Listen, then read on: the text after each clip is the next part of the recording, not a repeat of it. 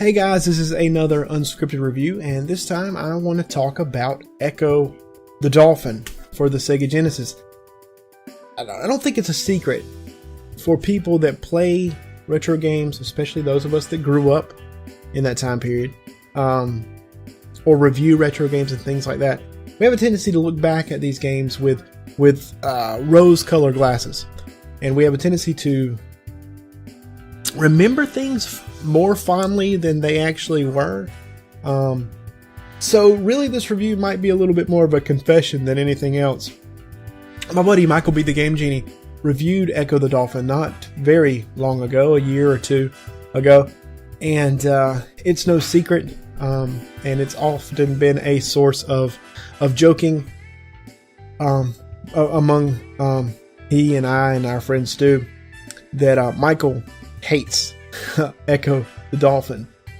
I've been wanting to do kind of a rebuttal to his video because for a long time I gave him a hard time about it and saying how much I love the game and things like that. So I went back and played it a little bit, and so let's just chat. The game itself is one of the earlier titles from the Sega Genesis library. I think it was 1992 or so in there, so it was within a year or two of the launch of the Sega Genesis, and graphically it looks really good to me.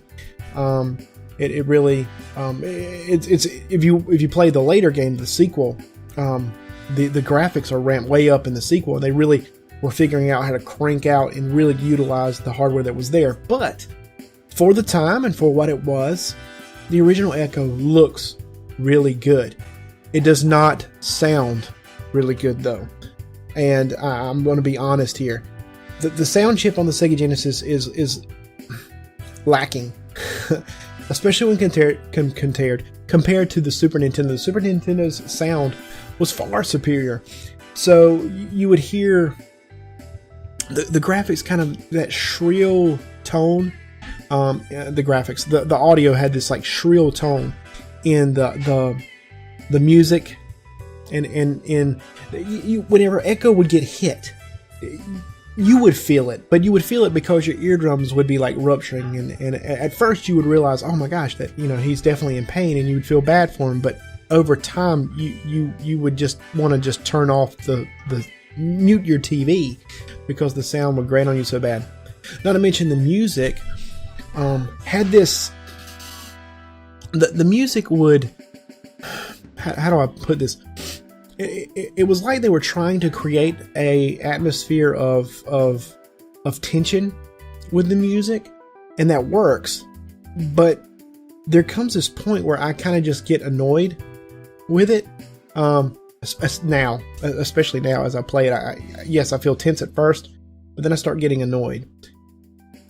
Some of the things that Michael doesn't like, or one of the things that Michael doesn't like, is the air. The needing air while you play and things like that, but that never bothered me.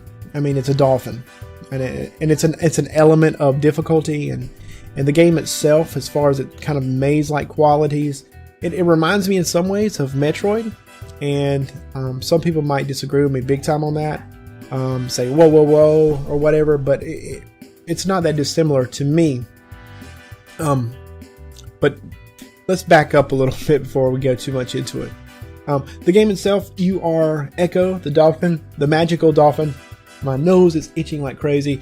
You're the magical dolphin with stars on your head, and a storm comes up, sucks all your pod, which is like your dolphin family, up into wherever, and you're left alone, and you decide to go find everybody and save the day. And so you leave, and you go, and kind of the rundown is you go and you find the big blue whale.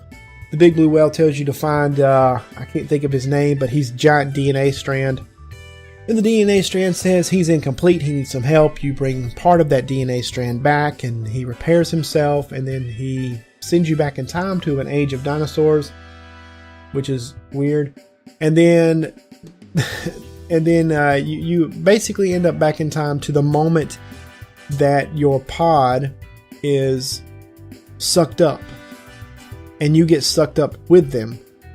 and turns out basically all the dolphins had been abducted by aliens called the I want to say the Vortex. And then you go on the Vortex ship and you take out the Vortex and you free all of your friends. So yeah, that's the plot of the game. The execution of the game. Yes, it is a very maze-like game. That much is certain. In my opinion, in the vein of Metroid. Some might say that I'm way off base with that, but I don't think I'm completely off base.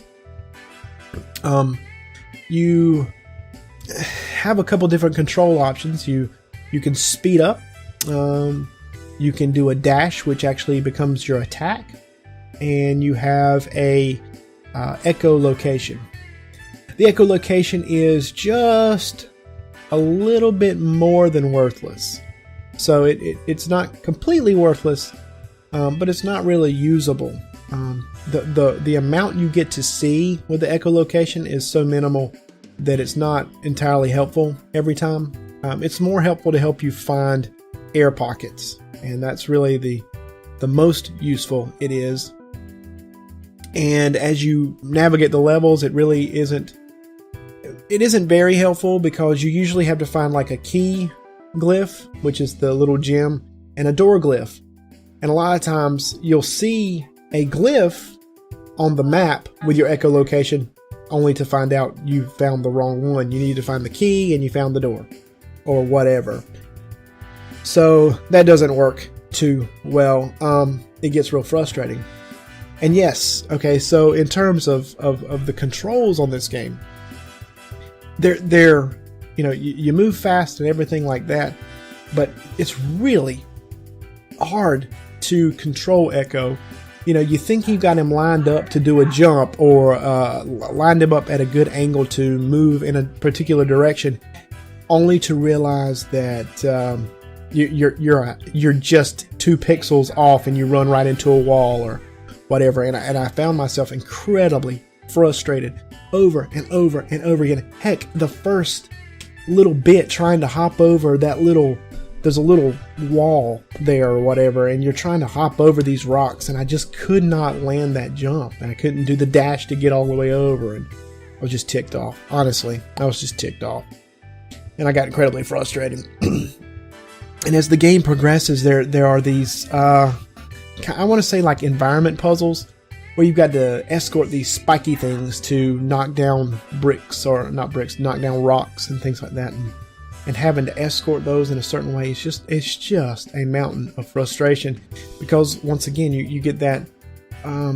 you get the problem with Echo being very difficult to angle just right, and it doesn't work. It really gets complicated and incredibly frustrating. And there's level after level. There's this ice level that's really with all these like moving blocks of ice that are really hard to get around, and it's pretty difficult to deal with.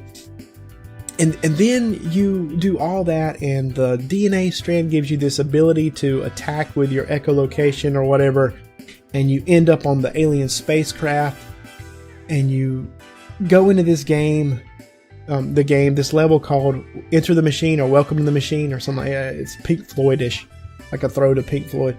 And it is a auto-scrolling level. And it's not like a straightforward auto-scroll. It's not like all moving one direction, up, down, whatever. It's kind of all over the place, and it'll move one direction only to turn and go back the other way. So it's real easy to be trying to go with the direction it's kind of moving and getting stuck and getting crushed. Only because you move in that direction and you find out you were going the wrong way. You know what I'm saying? So it's really frustrating. And the only way to beat that level is straight memorization, and it's like a 10-minute level. Yeah. And really, that's a lot of the whole game is just straight memorization. The only way to really beat it is to memorize. Now, fortunately, you can really, you have the option of getting all these passwords through every level. The passwords help, and it makes things a lot easier, or at least tolerable for a minute or two, but not, I don't know, like I said, I found myself incredibly frustrated. Then you get to the end of the game and you face off with the queen or whatever it is, and it's balls hard. And if you die, you go right back to the beginning of Welcome to the Machine. So screw that, right? Fortunately, they do give you, if you beat it, they'll give you a password. So basically, if you want to beat the game, go online and look up the passwords and go to it. All that to say this, Mike, I owe you a huge apology because I've gone back and played it and really tried to give it my best shot. And I've realized you're kind of right. The game is not that great.